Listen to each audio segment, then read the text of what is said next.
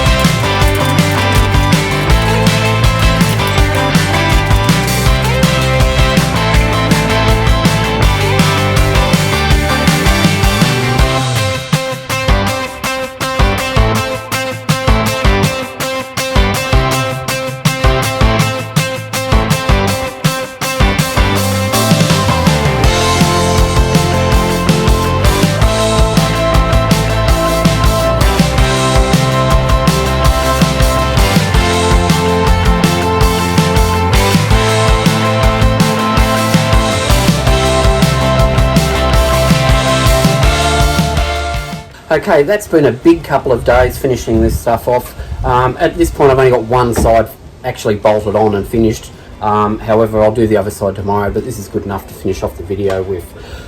How did it turn out? Oh, I'm wrapped.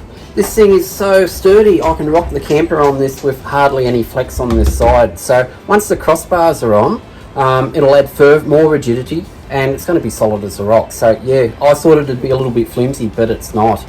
I've used M10 bolts through here. I'll probably go and get cap head stainless bolts that'll go through here. This is probably going to be painted in a satin black at this point, and the same as the edge trim. The roof's a gloss black, this will be a satin black, and this is matte, so it'll sort of fade into the walls. The captive nut solution I use on the inside of the wall by tapping the thread out and screwing those in on that side, it's a really good solution. Really happy with that. They do up nicely, they feel nice. Yeah, really chuffed with how that one worked out. So now all of this stuff has to come off once I do the other side, because we can then button up the roof and have all the cladding done. And once we button up the roof, we'll install the air conditioner properly, finish off the inside of the camper underneath where the air conditioner goes, and then we can paint all these, install them back on the camper, and we're on the downhill run. It's looking good, really chuffed. So I hope you enjoyed that, guys. Like and subscribe to the channel, really much appreciated, and we'll see you next time. Bye now.